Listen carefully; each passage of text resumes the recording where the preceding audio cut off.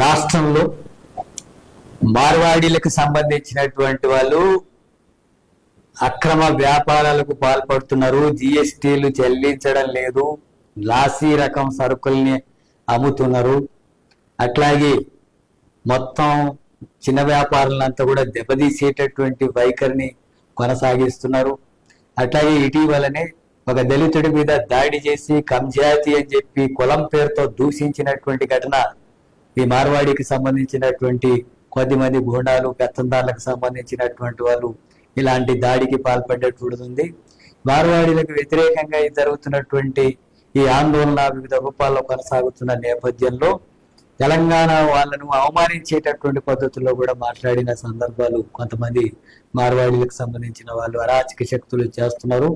తెలంగాణ వాళ్ళు తాగి పడుకుంటారని చెప్పి అవమానించేటట్టుగా, కులం పేరుతో అవమానించేటట్టుగా, అట్లాగే పెత్తందారిని ధోరణితోన వివరించేటటువంటి వైఖరిని కొనసాగిస్తున్నారు. ఇలాంటి ఘటనకు పాల్పడేటువంటి వాళ్ళ మీద పోలీసులకు కేసు నమోదు చేసినా చట్టపరంగా అరెస్ట్ చేయకుండా, చట్టపరంగా చర్యలు తీసుకోకుండా ఉండడం వల్ల ఇలాంటి పరిస్థితి మరింత ఉధృతం అవుతుంది. దీన్ని వ్యతిరేకిస్తూ ఆందోళన చేస్తున్నటువంటి నాయకుల మీద శ్యామ్ గాని, పృథ్వీరాజన్ గాని, అట్లాగే రామును, ఇతర నాయకుల్ని అరెస్టులు చేసి ఆ రకంగా దీన్ని అణచివేయాలనేటటువంటి ప్రయత్నం చేస్తున్నారు. ఆ వైఖరి సరైనది కాదు, అలాంటి ధోరణి సరైనది కాదు. ఎవరైనా సరే, ఏ సామాజిక తరగతి అయినా ఇలాంటి పెత్తందారిని ధోరణితో కానీ, కులం పేరుతో అవమానించేటటువంటిది కానీ, అక్రమాలకు పాల్పడేటటువంటి వ్యవహారాలన్నింటినీ కూడా చట్టపరంగా చర్యలు తీసుకోవాల్సిందే అని చెప్పి సిపిఎం పార్టీగా డిమాండ్ చేస్తున్నాం. అదే సందర్భంలో మార్వాడీలు గో బ్యాక్ అనేటటువంటి నినాదం కూడా ఈరోజు ఇలాంటి నేపథ్యంలోనే ఈ తెలంగాణ కల్చర్ని, తెలంగాణ ప్రజల్ని, అట్లాగే సామాజిక తరగతుల్ని అవమానించే దాడులకు పాల్పడుతున్నారు కొంతమంది మార్వాడీలో ఉన్న పెత్తందారులు అనేటటువంటి దాంట్లో భాగంగా మార్వాడీలు గో బ్యాక్ అనేటటువంటి నినాదం కూడా ముందుకు వస్తుంది. దేశంలో మన రాజ్యాంగం ప్రకారం ఎవరు ఎక్కడైనా వ్యాపారాలు చేసుకోవచ్చు, ఎవరు ఎక్కడైనా పనులు చేసుకొని బ్రతకొచ్చు. దానికి ఎలాంటి అభ్యంతరం పెట్టడం అనేటటువంటిది సరైనటువంటిది కాదు. అయితే అదే సందర్భంలో ప్రజల మీద ఇలాంటి దాడులు, దౌర్జన్యాలకు పాల్పడితే చట్టపరంగా చర్యలు తీసుకోవాల్సినటువంటి అవసరం ఉంది. అందుకని రాష్ట్ర ప్రభుత్వం ఇటువంటి సమస్యల పట్ల నిర్దిష్టంగా వ్యవహరించాలా. అట్లాగే ఎలాంటి ఘటన జరిగినా వాటి మీద వెంటనే యాక్షన్ తీసుకొని వీటిని అరికట్టేందుకు చర్యలు తీసుకోవాల్సినటువంటి అవసరం ఉంది.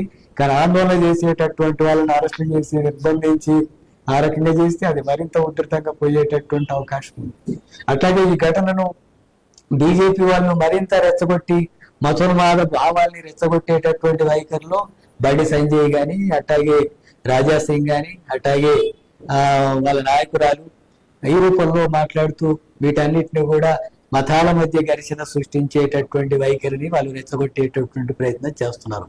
ఇలాంటి మత ఘర్షణ సృష్టించడం అనేటటువంటిది బీజేపీకి వెనుతో పెట్టిన విద్య.